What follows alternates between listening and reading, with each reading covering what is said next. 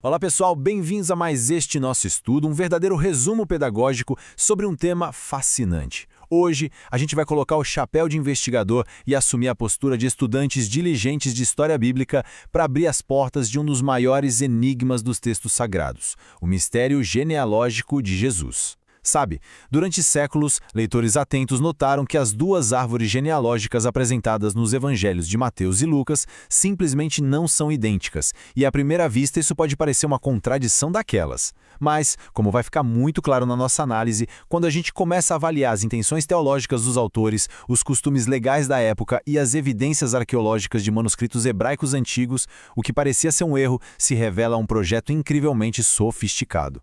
Então, é o momento perfeito para abrir os cadernos e anotações, porque a precisão histórica e os quebra-cabeças matemáticos que vamos ver hoje são de verdade de tirar o fôlego. Para estruturar bem o nosso roteiro, vamos passar rapidamente por 6 pontos. O mistério das duas genealogias, as intenções teológicas de cada autor, a avaliação acadêmica de 4 hipóteses, a grande descoberta arqueológica de 2012, a matemática envolvida no nome de Davi e, por fim, como a gente usa tudo isso para resolver essa lacuna histórica. Ponto número 1. O mistério das duas genealogias, um verdadeiro quebra-cabeça histórico. Bom, o cerne desse nosso problema começa na própria fundação do Novo Testamento. Olha só que curioso. Nós temos uma única narrativa central da vida de Jesus, mas ela é apresentada sob 4 perspectivas completamente distintas, que são os 4 evangelhos. Só que de todos eles, apenas Mateus e Lucas tiveram aquele trabalho minucioso, sabe, de sentar e catalogar as raízes familiares. E o mais intrigante é que eles tomam caminhos visivelmente diferentes para fazer isso. Os nomes simplesmente não batem em grande parte da lista. E para a gente conseguir avaliar essa aparente discrepância com rigor crítico, é absolutamente imprescindível entender primeiro quem era o público-alvo de cada um. Sem entender a plateia original, a gente perde a principal chave de leitura do documento. E isso nos leva direto ao nosso ponto 2, as intenções teológicas de Mateus contrapostas às de Lucas.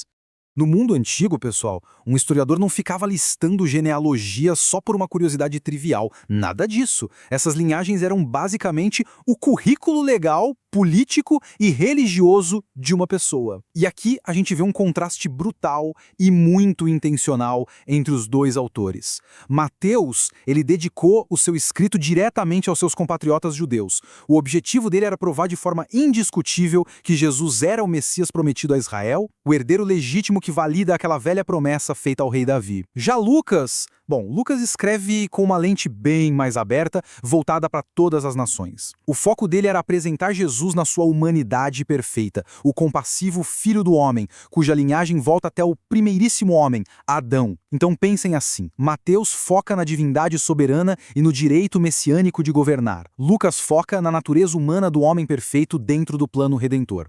Certo, passando para o nosso terceiro ponto, avaliando 4 hipóteses. Como em toda boa análise universitária, o nosso dever é examinar as evidências e as vertentes de maneira bem imparcial. Ao longo dos séculos, os estudiosos propuseram várias ideias para solucionar essa diferença de nomes. A primeira hipótese sugere que Mateus traz a árvore de José para provar o direito legal ao trono, enquanto Lucas traria a linhagem de Maria. Sobre essa ótica, quando Lucas menciona José como filho de Eli, seria apenas um costume da época de chamar o genro de filho, sendo Eli o pai biológico de Maria. Faz sentido, né? Temos também a terceira hipótese, que afirma que ambas as listas são da linhagem de Maria, focando unicamente em Jesus como a descendência biológica dela. O grande problema, a fraqueza fenomenal dessa terceira ideia, é que ela não tem argumentação textual. Dizer que as duas são de Maria simplesmente não explica o porquê dos nomes nas listas serem tão diferentes. E aí entra uma das abordagens mais ricas, que é a hipótese 2. Ela introduz todo o contexto histórico e jurídico da época. No mundo judaico antigo, existia a chamada Lei do Levirato. Funcionava mais ou menos assim. Se o homem morresse sem deixar descendentes, o irmão dele tinha o dever de se casar com a viúva. E o detalhe jurídico brilhante é que o primeiro filho desse novo casamento seria contado legalmente como filho e herdeiro do pai que havia falecido. Impressionante, não é? Portanto, segundo essa teoria, Mateus teria registrado a genealogia biológica real, enquanto Lucas teria traçado uma genealogia estritamente legal, moldada por essa tradição do levirato. É um argumento riquíssimo em contexto. Mas a história, ela adora revelar segredos surpreendentes. O que nos traz ao ponto 4, a descoberta arqueológica de 2012. Há pouco mais de uma década, a gente teve um avanço acadêmico que mudou o jogo.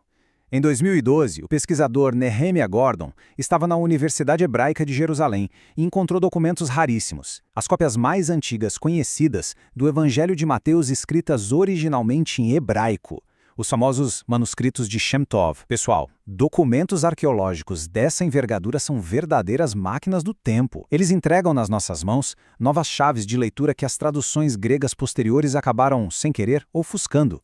E havia uma diferença monumental escondida nas entrelinhas desses textos em relação a essa árvore familiar. Olha só que ponto de virada incrível. No versículo 16 do primeiro capítulo de Mateus, a tradução tradicional que todo mundo conhece diz: Jacó gerou a José, marido de Maria. Porém, o texto hebraico antigo que foi descoberto diz, de forma muito clara, Jacó gerou a José, pai de Maria. Em hebraico, Yosef Av Miriam. É de explodir a cabeça. Uma única palavra altera absolutamente toda a estrutura. Com isso, a genealogia de Mateus torna-se explicitamente atribuída e conectada a Maria, provando a linhagem biológica dela, e isso sugere fortemente que a genealogia de Lucas, lá do outro lado, seria de fato a de José, conectando Cristo a toda a humanidade desde Adão. E o mistério vai ficando ainda mais profundo. Vamos para o ponto 5, a matemática de Davi. Essa descoberta fantástica dos manuscritos lança a nossa investigação para um patamar superior. Porque os textos na tradição judaica não são apenas históricos, eles são matematicamente estruturados. E o número central de toda essa charada é o 14. O próprio texto de Mateus, lá no início, faz uma pausa só para pontuar um detalhe. Ele dividiu a genealogia inteira em exatos 3 períodos de tempo. E cada um desses 3 blocos contém rigorosamente 14 gerações. Nenhuma mais, nenhuma menos. Mas por que 14? Não é um número aleatório. Existe um sistema de numerologia hebraico chamado gematria, onde todas as letras carregam valores matemáticos próprios. E quando a gente pega o nome do rei Davi em hebraico e soma os valores das letras que o compõem, o resultado é inquestionavelmente exatos 14. Isso não é coincidência, gente. Esse era um método proposital super contundente para afirmar as credenciais messiânicas de Jesus. Era o autor usando literatura e matemática juntas para gritar ao mundo que o rei prometido, da linhagem de Davi, estava ali. O que nos traz finalmente ao nosso ponto 6, resolvendo a lacuna genealógica. Com todas essas peças do quebra-cabeça na nossa frente, a gente pode, enfim, resolver uma divergência que deu dor de cabeça para muito estudioso por aí. Quando a gente avalia sistematicamente a lista de Mateus, baseada na tradução grega tradicional, tem um tropeço gigante. O primeiro bloco, de Abraão a Davi, 14 nomes, certo? O segundo, de Davi até o exílio, mais 14 nomes cravados. Mas quando chega no último bloco, do exílio até o nascimento de Jesus, a matemática simplesmente não fecha. Lá só aparecem 13 nomes. Será possível que o autor errou a própria conta de matemática que ele tinha acabado de ensinar? Vamos avançar e ver como tudo se encaixa quando a gente aplica a nossa nova evidência arqueológica. Passo 1, a gente pega o texto do manuscrito hebraico que acabamos de ver. Passo 2, lá no texto descobrimos que José não é o marido, mas sim o pai de Maria. Passo 3, se o José dessa linhagem é o avô materno de Jesus, isso faz com que Maria se torne um elo independente. E o passo 4, que é o grande desfecho, ao incluir o nome de Maria como uma geração separada do pai dela, o bloco final adiciona exatamente aquele nome que estava faltando e atinge a meta impecável de 14 gerações. A equação de Davi fecha sem nenhuma falha. A implicação teológica e histórica disso é simplesmente avassaladora. De uma tacada só, esse manuscrito esclarece que Mateus estava registrando com precisão biológica a linhagem de Maria.